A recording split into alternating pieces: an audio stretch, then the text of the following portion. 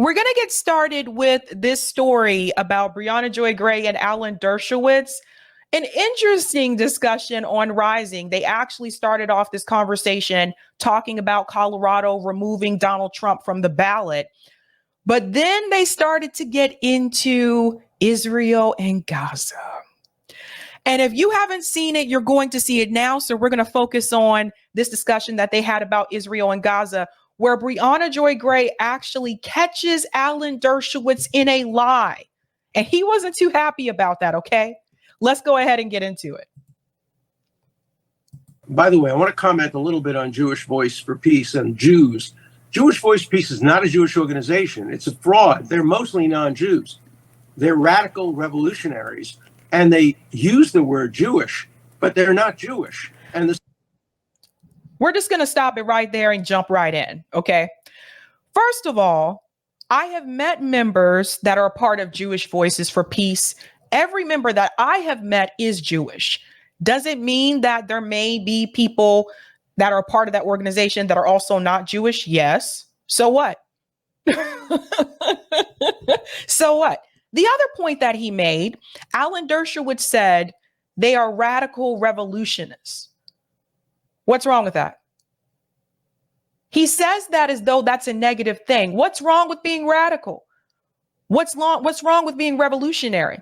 I would say at this point in time in this country, that's what we need. We need people who are radical. We need revolutionary voices. The status quo has not been working for many of us, particularly those who are middle class, those who are working class, and those who are poor. It has not been working for us. So I think we need radical revolutionaries.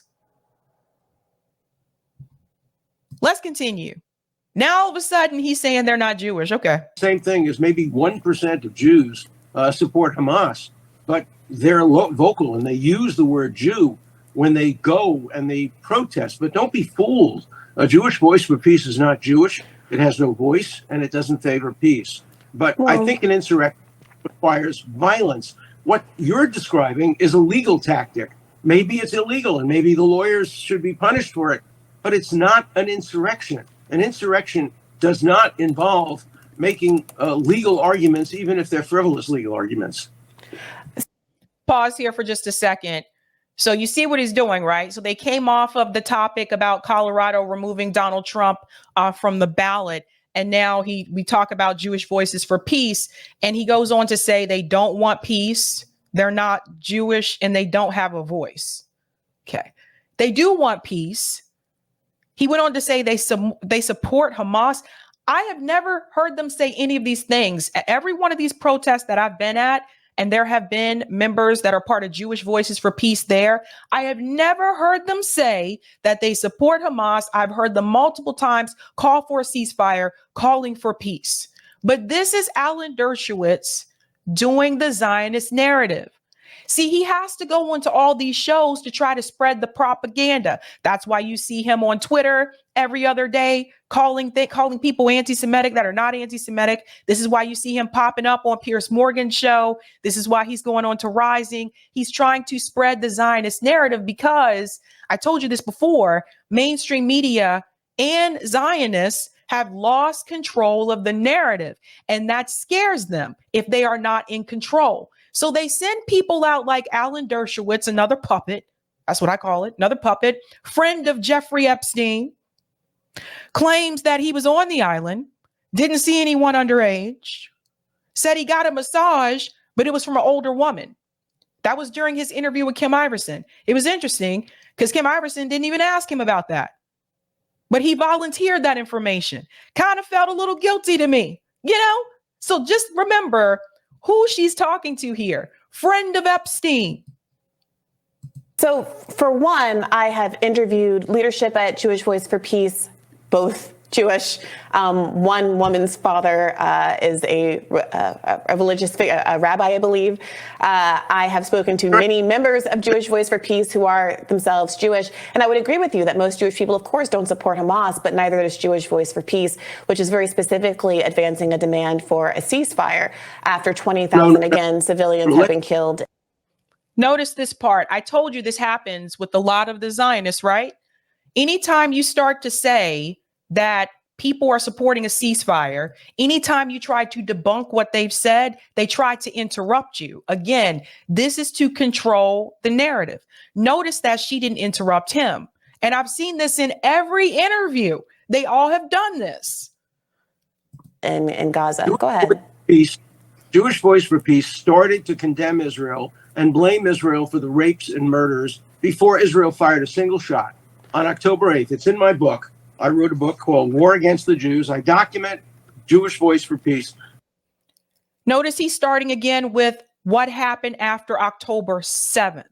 Okay, so you have to remember the state of Israel. Again, they removed Palestinian people from their home, occupied them. There were also there were reports coming from the West Bank and from Gaza of Palestinian women saying that they were also sexually assaulted, that people were tortured. They were kidnapping people's children and putting them in prison. By the time they were released, these people never looked the same.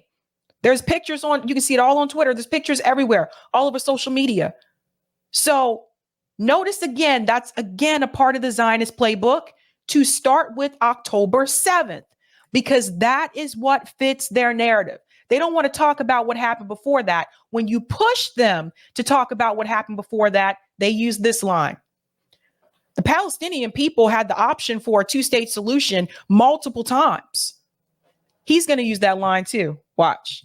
Anything to take the pressure off of Israel. It started blaming Israel for the rapes, the murders, and the beheadings on October 8th. The ceasefire is just something that they've come to lately in order to increase their power. They are pro-Hamas. There's absolutely no doubt about that. Ask the Anti-Defamation League. It's an anti-Semitic organization. With another Zionist talking point, he is quoting the ADL. The Anti-Defamation League is a Zionist organization. I have to be very clear about that so people understand that. The name is Anti-Defamation League, but it is a Zionist organization. So you see what he's doing?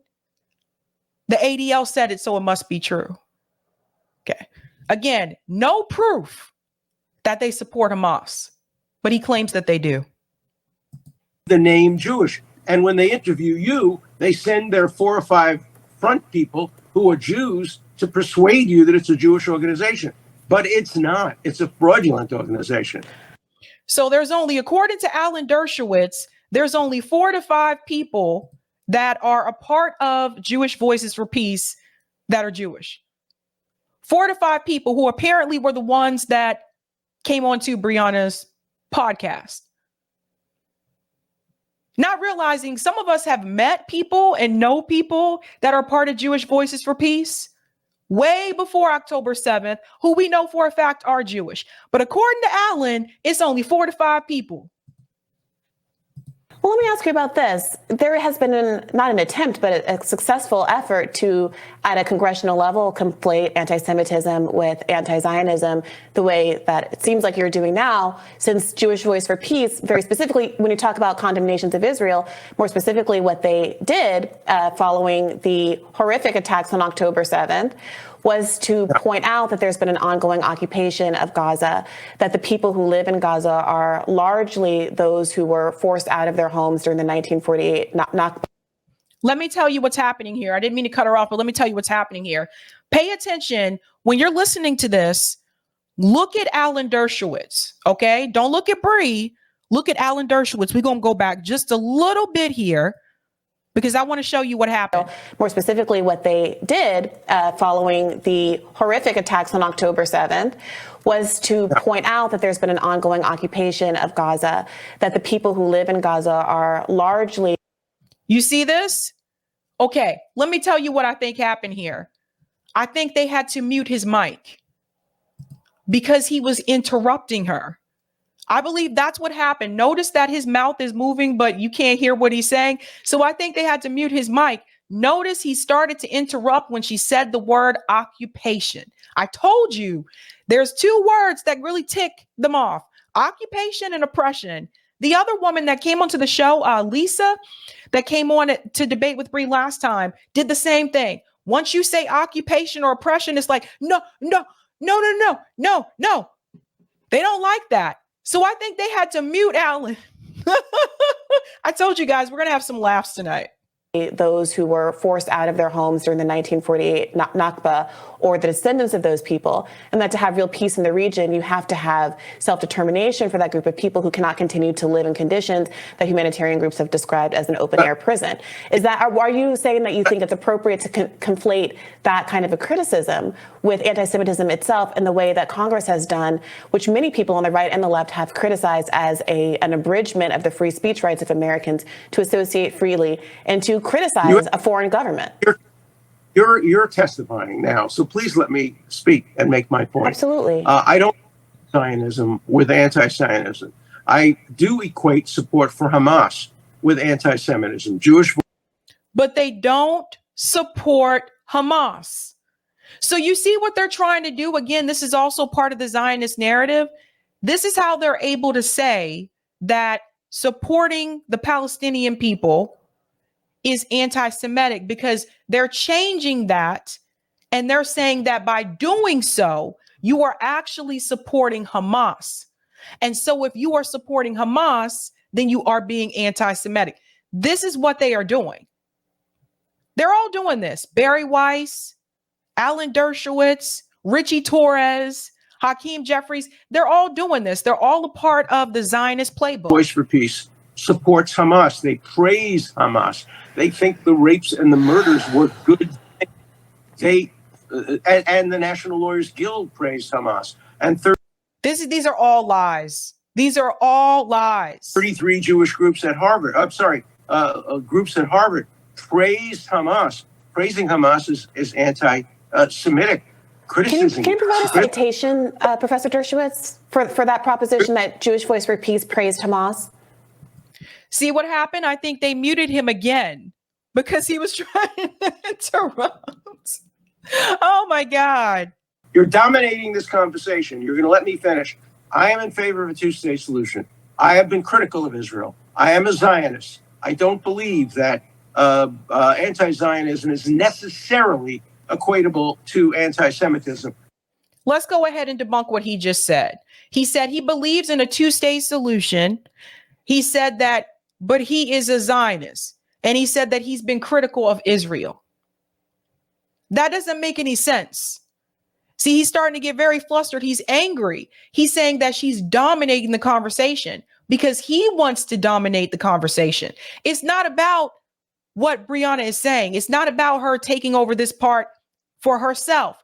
This is about the fact that she brought up things that really tick off that playbook, which is the occupation, the oppression. And also she asked him, do you have a citation to prove that Jewish Voices for Peace support Hamas? That's a simple question. He's going into another narrative saying that she's dominating the conversation. Let's see if Alan has a citation.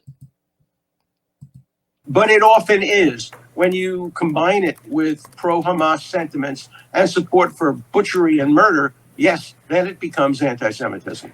I didn't mean to interrupt you, but I would like to ask if you have I apologize for that, Professor Dershowitz. So perhaps you could provide a citation for the proposition that Jewish Voice for Peace praised Hamas, in your words. That's a very specific allegation for a Jewish group that I am very familiar with, have interviewed with at length, and have never seen any evidence of the like.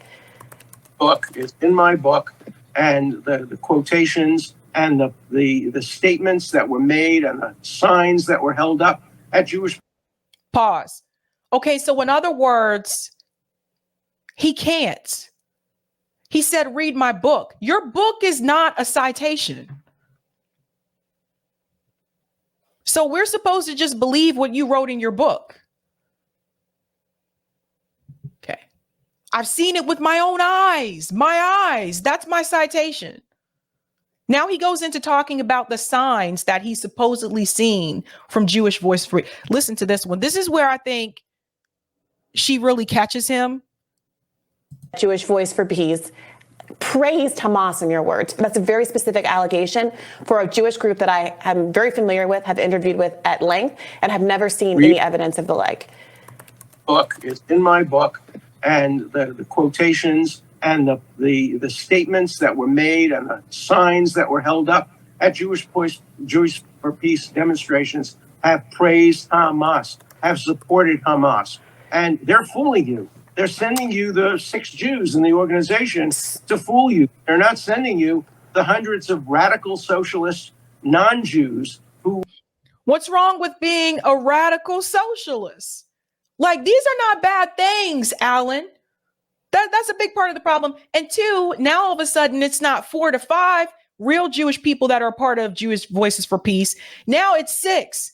The number just keeps changing, Alan. I wonder why. Who formed this revolutionary group that really, in the end, wants to overthrow the government of the United States. And they were very clever. They used Jewish Voice for Peace to pretend that Jews somehow support Hamas, and they don't. So, Professor Dershowitz, is your contention that you have a book and a citation in front of you, but you're unable to give an example of Jewish Voice for Peace actually condemning Hamas? Boom. You see what Alan's mistake was? Alan actually had the book with him and he held the book up, but he still couldn't provide the citation. I just, again, he's a professor. He thinks he knows what he's talking about. By the way, faculty, they don't like it when you push back on them like this. I worked with faculty for years. They really don't like it when the thing that they're thinking in their mind is, how dare this person who doesn't have my PhD and didn't do all the research that I doesn't know about my thesis or my dissertation. How dare they try to challenge me and tell me that I am incorrect? Faculty can be, pretty egotistical. Like, they have big egos. I know from experience, they don't like that. I know, I've seen it. I was condemning Hamas. No, they never condemned Hamas. I'm sorry, praising Hamas, defending Hamas, praising Hamas in your words? With my own eyes, I've seen signs that Jewish Voice for Peace demonstrations, Palestine will be free from the river to the sea. I see. You see that, guys? You see what's happening? So now he doesn't have the citation, but he saw it with his own, I see with my own eyes. My own eyes, guys. That's what I saw it with. That's his proof. And then he says, on the signs is Palestine will be free from the river to the sea. And that's why Bree said, I see.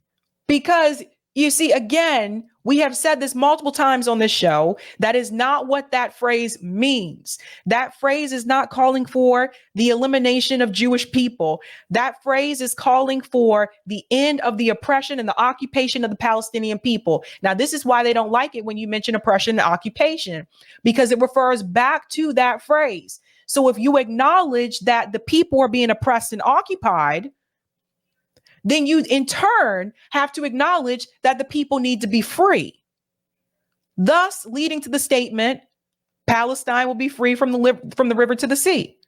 Then you can't push back and say that that phrase is calling for the elimination of Jewish people. It's all connected. Clean Palestine of dirty Jews. Yes, they support Hamas. Okay. So do you have evidence? You've seen a sign of a Jewish Voice for Peace member holding a sign that says clean Palestine of dirty Jews. That's a pretty remarkable sign. I feel like would have gone quite viral if someone had some evidence of that. Say clean. Clean is a Nazi term that was used in the 1930s and 40s to refer to dirty Jews. Now it goes from the river to the sea to clean it of dirty Jew. Boy, I tell you, but he saw it with his own eyes. Palestine will be free from the river to the sea. So you're saying you did not see a sign that said clean Palestine of dirty Jews. You're saying that you saw a sign with the word clean and you're reading into that? Of course I'm reading into it. Wouldn't you? I see. Earlier, go ahead. I'm sorry. Somebody talked about get rid of the unclean African Americans. Wouldn't you read something into that? Of course you would read something into that. If a sign said get rid of the unclean African Americans, I absolutely would. But you just said that you did not see a sign that said clean Palestine of the dirty Jews. You're editorializing from a sign that I don't know what it said that used the word clean. The word dirty Jews. I said I saw signs that said clean Palestine or clean the world. They're all over the place. You see them in almost every demonstration in Europe and in New York and all over the country. And I'm sorry, I've been to multiple protests and I've actually recorded some of those protests. They're on my channel. I didn't see any signs that said that. I've never seen one sign that said that. Most of the signs that I saw said ceasefire now. I've seen signs that said stop killing children. I've seen signs that said Biden is complicit, has blood on his hands, but I haven't seen any of those signs. But he did say previously, he did say clean it of dirty Jews. He did say that. Now he's trying to say he didn't say that. Palestine will be free from the river to the sea has been deemed to be calling for the end of Israel, calling for the Hamas charter to be satisfied. No two-state solution. I have a question for you. Have you seen a single sign at any demonstration calling for a single-state solution? I will give you $100 for your favorite charity if you can find me a single sign at any demonstration that supports a two-state solution, which I... Let me pause here for just a second. Let's go back to this for just 1 second, because there's something he said here. Here we go. Word clean. The word dirty Jews. I said I saw signs that said clean Palestine or clean the world. They're all over the place. You see them in almost every demonstration in Europe and in New York and all over the country. And Palestine will be free from the river to the sea has been deemed to be calling for the end of Israel, calling for the Hamas charter to be... Pause. So they're still repeating this old talking point. Hamas's charter has been rewritten. So when you hear people say that, because he said it, Ben Shapiro has said it, I think Piers Morgan said it a couple of weeks ago. But if you actually, all you got to do is just Google. If you actually look this up for yourself, you will see that the charter was rewritten, and that is not what they are calling for. So we have to push back and debunk that. And Alan Dershowitz, by the way, he knows this. He's not stupid. But again, this is him doing this tour to keep that narrative alive. Satisfied. No two-state solution. I have a question for you. Have you seen a single sign at any demonstration calling for a single-state solution? I will give you $100 for your favorite charity if you can find me a single sign at any demonstration that supports a two-state solution, which I support. Oh, well, that's interesting. Let's talk about a two-state solution. I wanted to come back to that, actually. Let's talk about it briefly. Benjamin Netanyahu has been very publicly speaking, especially to his own constituents in Israel, about how they should continue to support him because he will guarantee that there will be no two-state solution. Of course, he's been saying this for a number of years, long before October 7th. That's obviously widely out of step with what you and what President Biden are saying are their long-term policy goals. What do you make of that? Let me answer, please. Let me answer.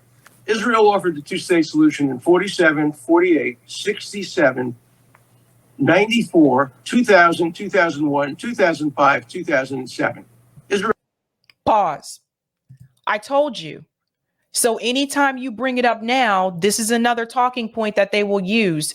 Well, they were offered a two-state solution during these years. What was in the offering? Obviously, if they rejected it, it's probably because it wasn't favorable towards them and it was more so favorable towards Israel. That's probably why it was rejected. Think about it, people. But they don't like to mention that part. He doesn't want to mention the Arab peace accords from 2002 either. Notice they always skip over 2002, and Israel rejected that one. Israel has repeatedly offered a two-state solution. The Palestinians have said no. I sat down with Abbas in Ramallah, and I said to him, if you say that you would recognize Israel as the nation state of the Jewish people, I will make a phone call right now to my friend Benjamin Netanyahu, and I will get him to agree to a two-state solution. But they have to... So he just admitted to you guys that Benjamin Netanyahu is his friend.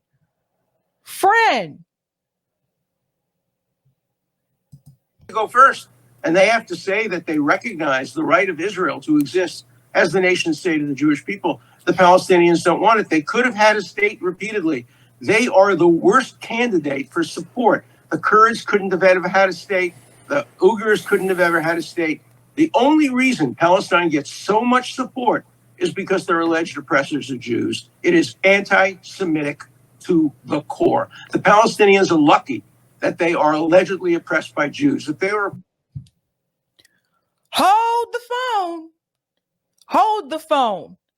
Let's think about what he just said. We'll go back and check that just a second, but I want to say this. First of all, when people have been removed and you've occupied them for all these years, you took their home, then you have the audacity to push back because they don't want to accept what you're offering them, which is less than what they had before. At one point in time, Palestinians and Jewish people actually lived side by side. They live side by side. So you kick these people out their home, you take their homes away from them, and then you say, you occupy them. Then you say, how dare you not accept this contract that I'm presenting before you, which is going to benefit me more than it's going to benefit you. Right? Now he goes on to say the craziest thing, that they should be happy. The Palestinian people should be happy that they were oppressed by a certain segment of people. No one should be happy to be oppressed. No one should be happy to be occupied. Alan, see, these the type of people that were hanging out with Epstein. This one of Epstein friends. They're all crazy. You sat there, Alan, and you said to a black woman, they should be happy that they were oppressed by the Jewish people.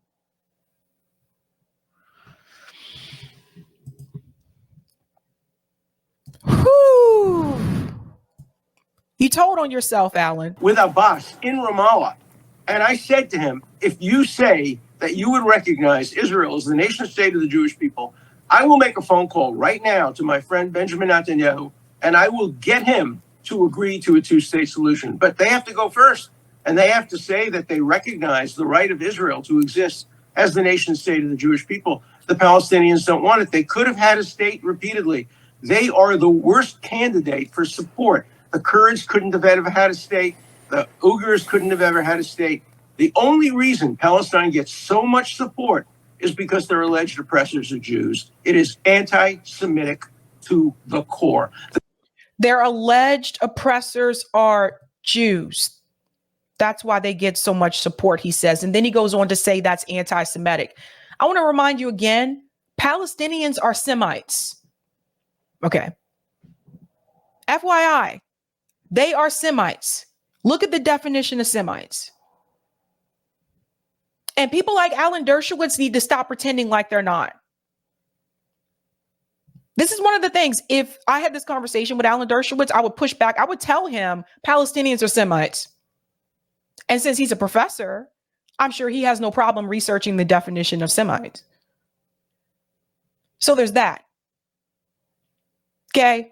You know, it's like people like to take words and change it into what they want it to mean so that it can benefit them and their cause. But look up the definition. Then he said this part. The Palestinians are lucky that they are allegedly oppressed by Jews. If they were oppressed by the Syrians, like the Kurds are, or the Iraqis, or the Chinese, like the Uyghurs are, they would get no support at all. You cannot understand the support allegedly for Palestine, although it doesn't support a two-state solution, unless you look deeply into the anti-Semitism that lies behind much of that support. Not all of it. Mask off moment for Alan Dershowitz. First, he said they're allegedly oppressed. Then he admits they are oppressed. But he thinks they should be lucky to be oppressed.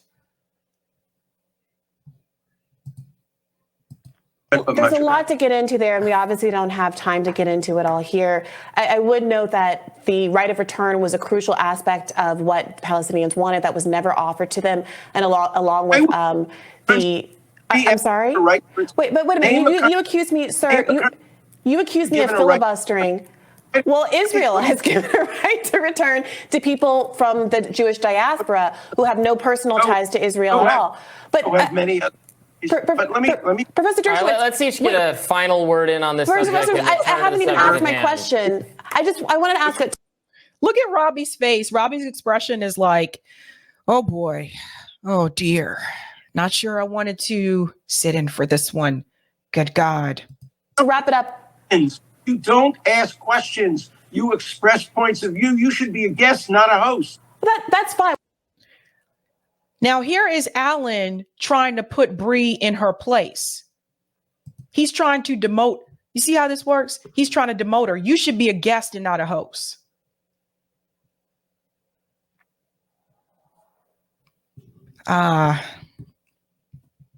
There's so much I could say, Well, that's why I'm going to ask you this following question.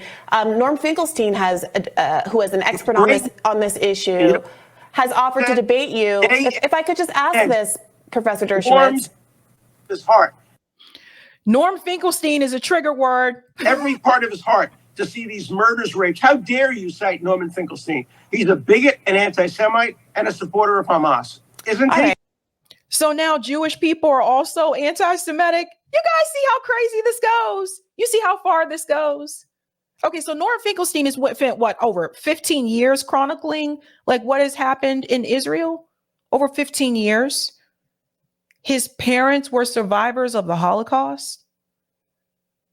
But according to Alan Dershowitz, he's a bigot. First of all, dude, you were on Epstein's Island, so cut, okay? He says he's a bigot, and he says that Norm Finkelstein is anti-Semitic. Everyone who doesn't agree with Alan is just anti-Semitic now, including people who are Jewish. Well, no, I actually think that he's a renowned scholar whose parents survived the Warsaw Ghetto and is the foremost authority on what's going on in Gaza. But I wanted to put to you, would you be willing to have a longer form conversation with Norm Finkelstein, either here or in another format of a show, to unpack some of these debates? I already have done that. I did it on the Piers Morgan show, and he just monopolized the whole conversation. He went 14 minutes, and I was given only 8 minutes. Well, I would only do it at a clock and the exact amount of time accorded to everyone. Then I might do it, but I'm not going to do it with getting 14 minutes. I agree. I agree that Professor Finkelstein can be a little long-winded. I would be happy to host an unbounded, time-bounded conversation of that type with the two of you if you were willing. See, I think he may have been muted again.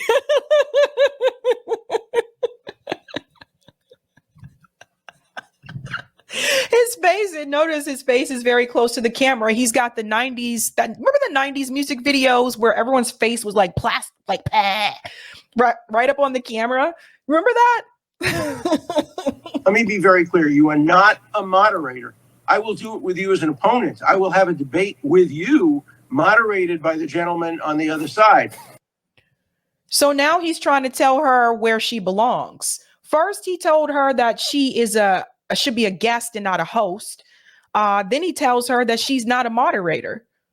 I told you guys, a lot of these professors, like, they really do have like these enormous egos, and they think that they can tell you where you're supposed to be and what you're supposed to be doing, you know? And I'm going to put it like this. I'm going to just keep it real. Now, Bree's been on this show for, I want to say, at least a year now, or coming up on a year, at least a year now, right? Obviously, she has experience doing this. She has a podcast, obviously. She's had Bad Faith podcast, which hit over 100,000 subscribers. But here comes the white guy to come in and tell her where she should and should not be, where she belongs. I told you guys this before, and I'll say it again. I told you before, Black women in this space are highly disrespected. Highly disrespected. We get a ton of shit, and I don't even want to hear it. Nobody don't come. I don't even want to hear it. I don't want to hear that so-and-so got attacked, so-and-so got picked on. I don't even want to hear it. When you compare it to the men in this space, and you compare it to women overall in this space, Black women get the most shit from people in this space. Look at how disrespectful Alan Dershowitz has been. She didn't disrespect him. But you're not a moderator. You're I'd I'd be happy to do that as well, Professor. You consent. I don't. Well, I'm sure we can find someone that satisfies you. All right, we will actually work towards setting up a fully functioning debate on this subject between the two of you, where there's enough time for both to respond, and we get that. Actually sounds like a really good idea. I was joking when I said I don't consent to do it. I would happily do it. I want to get in one more question on the subject at hand, and then we do have to let you go. Can you just predict for us whether you think the Supreme Court will take up? Okay, then they go back into the Trump story there. But long story short, he said he saw something. He said he knew for a fact. And then when he was asked to give evidence of that fact, all of a sudden it's in my book. Then it was, do you have a citation? I saw it with my own eyes. Oh my God. But he's there to spread the Zionist narrative. Thank you for the super sticker, NY Varsity Sports.